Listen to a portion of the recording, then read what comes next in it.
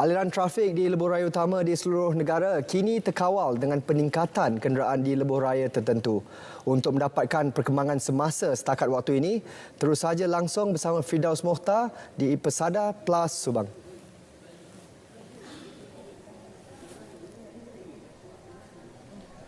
Baik, terima kasih rakan penyampai di Angkasa Beri Sahih Samsudin. Kini saya berada di Pesada Plus Subang melaporkan aliran trafik lebuh raya di seluruh negara berikutan warga kota pulang ke ibu negara sempena sebutan Aidilfitri. Di masa yang sama, untuk hari ini dan semalam kerajaan telah memberikan insentif tol percuma bermula tengah malam semalam hingga setakat 11.59 malam ini. Dan ketika ini di belakang saya aliran trafik di lebuh raya khususnya kilometer 504.4 Bidur Sungkai, trafik perlahan sejauh 14 km arah selatan dengan kenderaan banyak dan perlahan manakala arah utara masih berjalan lancar. Manakala di laluan kilometer 310.8 Sungai Besi menghala ke ibu negara, aliran trafik masih tinggi sejauh 3 km dan lancar, dan selatan pun lancar juga.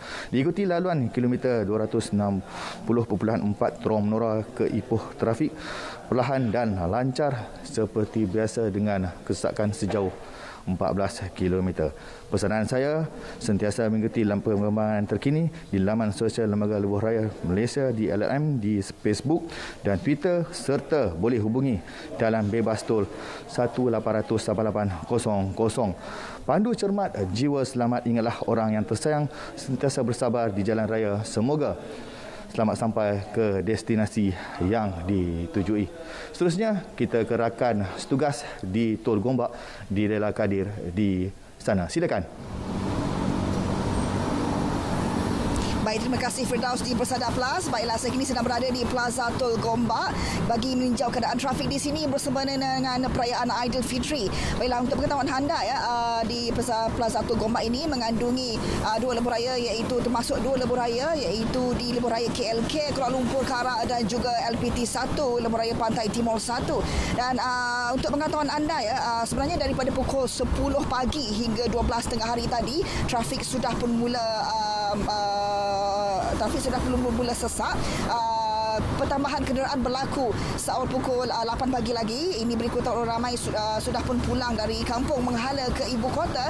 Dan untuk pengetahuan anda, antara kawasan-kawasan trafik sesak ataupun pertambahan kenderaan termasuk Bentong menghala ke Lentang, Lentang menghala ke Bukit Tinggi. Ini pada pukul 12 tengah hari dan kemudian Lentang juga trafik sesak berlaku di Bentong menghala ke Lentang dan juga Lentang menghala ke Bukit Tinggi, dan juga trafik juga perlahan dari Karak menghala ke Bentong. Dan untuk pengetahuan anda, pada pukul 10 hingga 12 merupakan 10 pagi hingga ke 12 tengah hari merupakan waktu puncak.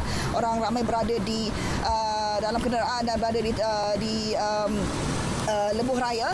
Dan juga apa yang saya diberitahu oleh pihak Anik Berhad, pada pukul 1 tengah hari hingga ke 2 petang, trafik agak selesa. Ini berikutan orang ramai, dijangkakan orang ramai telah pun berehat sebentar untuk menunaikan solat Zuhur bagi Muslim dan juga berehat untuk makan tengah hari di kawasan R&R di sepanjang lebuh raya.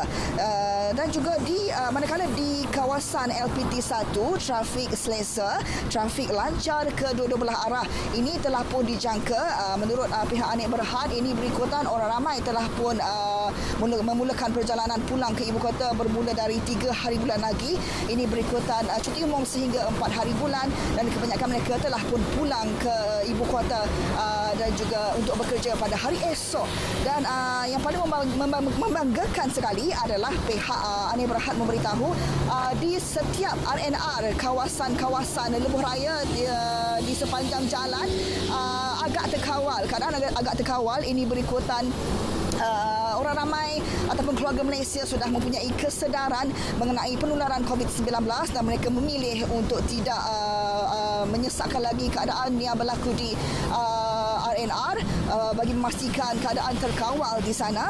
Dan juga apa yang saya diberitahu oleh pihak Anik Berhad, pihak Anik Berhad sendiri telah pun melakukan kerja-kerja penambahbaikan antaranya telah melakukan usaha memastikan keadaan lebuh raya KLK dan juga LPT1 berkeadaan baik bagi memastikan perjalanan juga lancar. Ini termasuk memastikan bekalan-bekalan air di kawasan setiap RNR sentiasa ada dan juga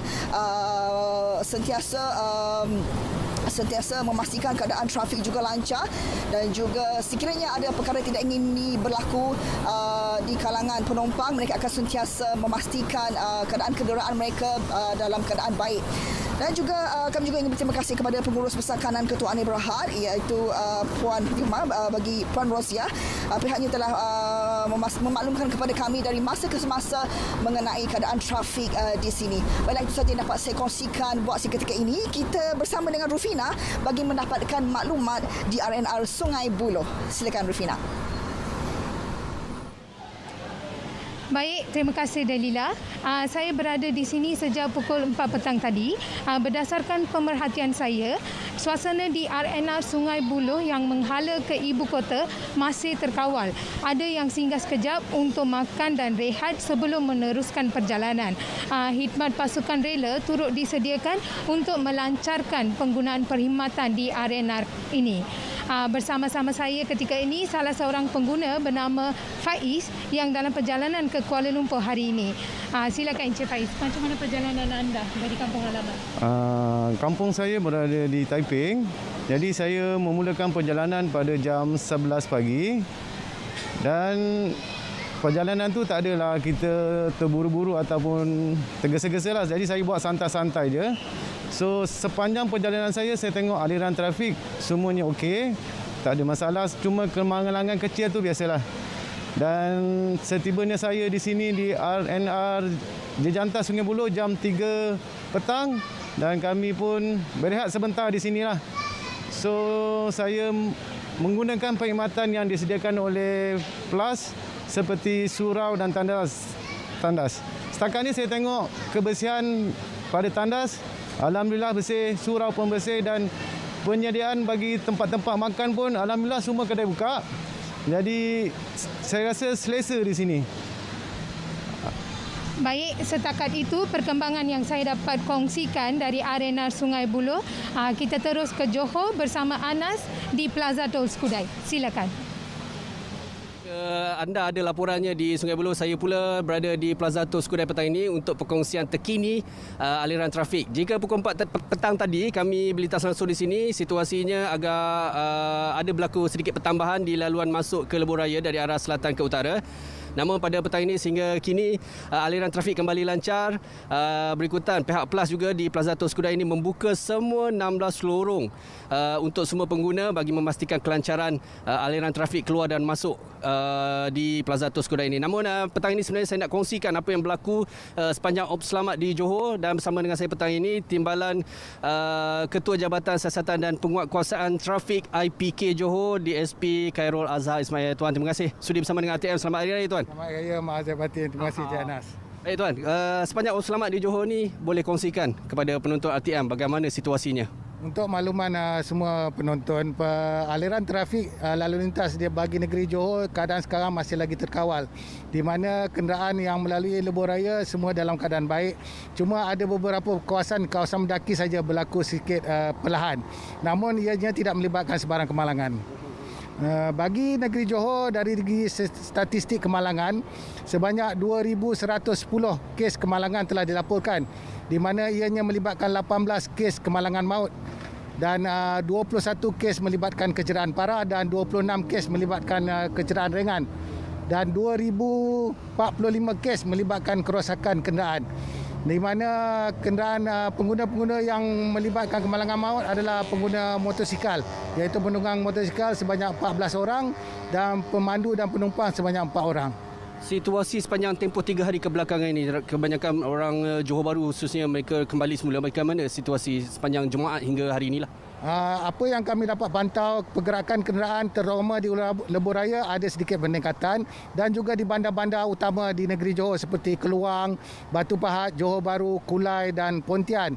Namun begitu, petugas-petugas polis, trafik, JSPT sentiasa memberi kerjasama dan membantu untuk melancarkan pergerakan lalu lintas. Hari ini mungkin ada pemandu ataupun pengguna jalan raya dan memilih untuk kembali semula ke Johor Bahru. Ada nasihat tuan bagi memastikan mereka ni tak melanggar sebarang kesalahan? Saya menyeru kepada semua pengguna-pengguna jalan raya supaya mematuhi semua peraturan-peraturan yang telah ditetapkan. Di mana anda hendaklah patuhi semua peraturan-peraturan dan sentiasa berwaspada, berhemah dan berhati-hati ketika memandu. Terutama ketika cuaca hujan. Terima kasih. Baik tuan, terima kasih sudi meluangkan masa walaupun cuti perayaan ni sekarang.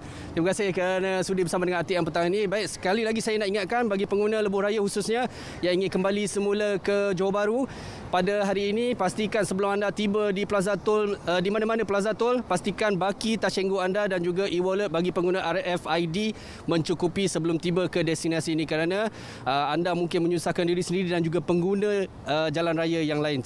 Untuk laporan lain, berita belah kembali semula kepada Sahi di Angkasa Puri. Silakan. Terima kasih. Anas, Rufina, Dilaila dan Firdaus, terima kasih dengan laporan anda di lokasi masing-masing.